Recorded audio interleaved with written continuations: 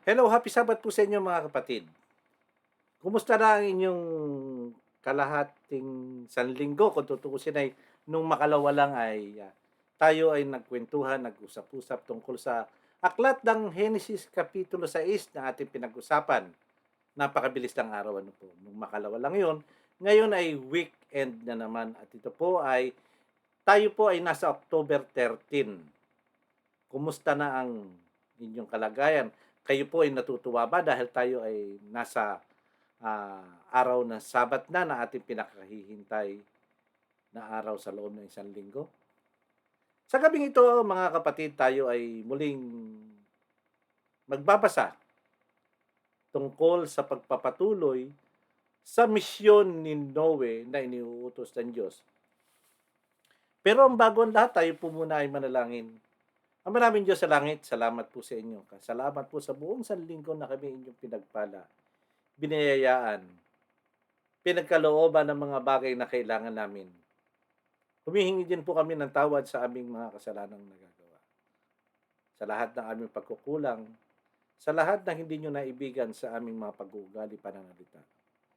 Sa gabi pong ito, muli kami magbibilin sa inyo na sana po ay biyayaan niyo po kami ng katalinuhan galing sa inyong Santong Espiritu upang ang pagpapatuloy po naming pagbabasa sa inyong banal na aklat ay maunawaan po namin upang ito rin po ay maging inspirasyon namin at maipamahagi din namin sa iba. Salamat po sa pakikinig nyo sa aming mga panalangin at ang lahat po hinihiling namin sa pangalan po ng aming Panginoong Yesus. Amen. Ngayon po mga excuse. Ngayon po mga kapatid, tutuloy na po natin ang pagbabasa sa aklat ng Genesis. Ngayon po ipagpapatuloy na natin ang nasa aklat ng Genesis.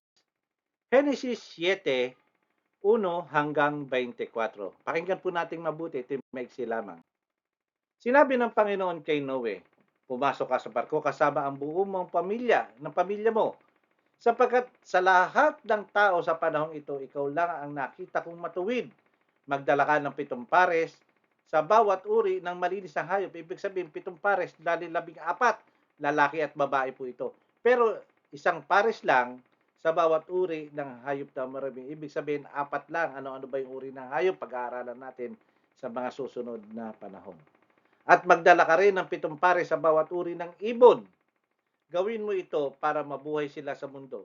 Sapagkat pagkatapos ng 7 araw mula ngayon, magpapaulan ako sa buong mundo sa loob ng 40 araw at 40 gabi para mamatay ang lahat ng nilikha ko. Sinunod ni Noe ang lahat ng iniutos ng Panginoon sa kanya. Nasa 600 taon, gulang na si Noe nang dumating ang baha sa mundo.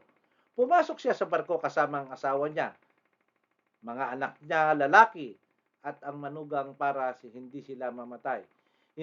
Ayon sa iniutos ng Diyos kay Noe, pinasok niya ang barko ang bawat pares ng lahat ng uri ng hayop malinis at marumi na lumapit sa kanya. At pagkalipas ng 7 araw, bumaha sa mundo, ayan na po.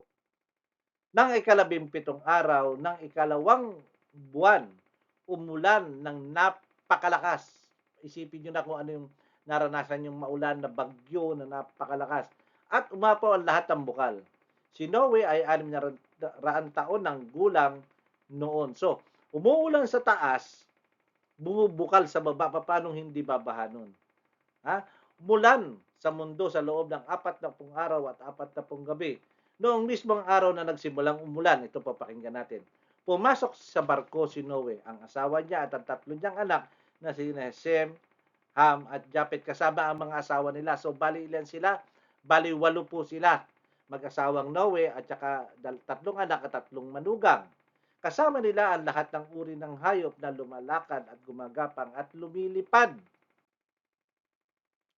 Ayon sa iniutos ng Diyos kay Noe, pinapasok niya sa barko ang bawat pares sa lahat ng uri ng hayop na lumapit sa kanya pagkatapos isinara ng Panginoon ang barko. Dito po pinagtatawanan si Noe ng mga kababayan niya o kaibigan niya.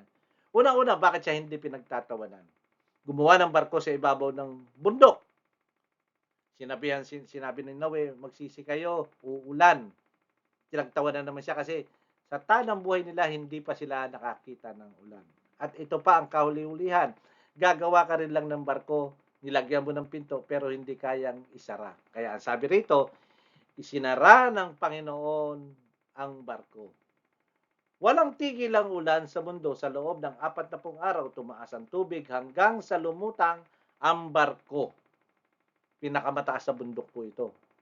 Tumaas pa ng lubusan ng tubig hanggang matakpan ang lahat ng matataas na bundok. Hanggang umabot sa 7 metro ang taas ng tubig mula sa tuktok ng pinakamataas na bundok. Isipin nyo na yung ano yung pinakamataas. Sabihin natin yung Mount Everest. At umano pa ng hanggang 7 metro. Ang 1 metro ay nasa 3.5 feet. So sa 7 metro ay humigit kumulang na nasa hindi ko na ano nasa mga 50 feet siguro. At yun ang nangyari. Tignan ko lang dito sa Google kung 7 meters. Ayun. 11.59 inches, 22 feet. Ang taas po, napakataas ng tubig. At ang sabi rito, hanggang umabot sa 7 metro ang taas ng tubig mula sa tuktok ng pinakamataas na bundok. Kaya namatay ang lahat ng may buhay, ang mga hayop na lumilipad, lumalakad, gumagapang, at ang lahat ng tao. Namatay ang lahat ng nabubuhay sa lupa, kasama na rito po yung mga halaman. Ay hindi ko lang alam kung namatay pati yung mga isda o yung nakatira sa tubig dahil tubig yun eh. Nalipol ang lahat ng tao at ang lahat ng hayop sa mundo. Si Noe lang at ang mga kasama niya sa loob ng barko ang hindi namatay. Kahuli-hulihan po, bumaha sa mundo sa loob ng 150 araw. Napakatagal po. Biro nyo, nasa loob sila ng barko, umuuga dahil siyempre malakas at may bagyo nga. Tapos napakaingay pa, unga, ganun naririnig nila. Nagtiis sila sa loob ng ilan to? 5 buwan? Tama ba? Tama nga ba kung 5 buwan? At ayun, 30, 60, 90, 120, 150. Tama, 5 buwan nagtiis sila sa loob ng barko. Hindi katulad ngayon. Ang barko yung magaganda. May signal, may entertainment. Hindi katulad doon, puro amoy hayop. Okay. Maraming salamat po sa inyong pakikisama at pakikinig. Napakaganda po mga kapatid para tayo nanonood ng sine o ng pelikula. Sa paggunaw ng Panginoon Diyos, sa buong mundo, marami ang nangamatay. Pero hindi pa nangyayari sapagkat puro instruction lang ang kanya sinasabi kay Noah. Mga kapatid, sana ay natutunan po natin at na-remind o na-refresh sa ating kaisipan at ang ibig ko sabihin ay na-review tayo sa kasaysayang ito. Maraming salamat po sa pagsama nyo sa akin sa gabi ito. Pagtatapos po, tayo po ay manalangin. Ama namin Diyos sa langit, salamat po sa inyo.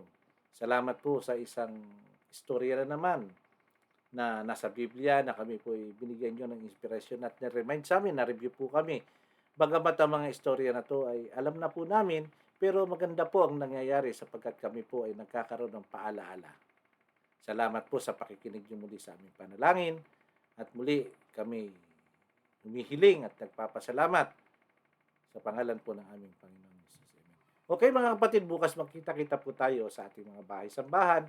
Agahan po natin ang pagdalo upang tayo po ay magkaroon ng masaganang biyaya at pagpapala na maaga pa lang. Happy Sabbath po muli sa inyo.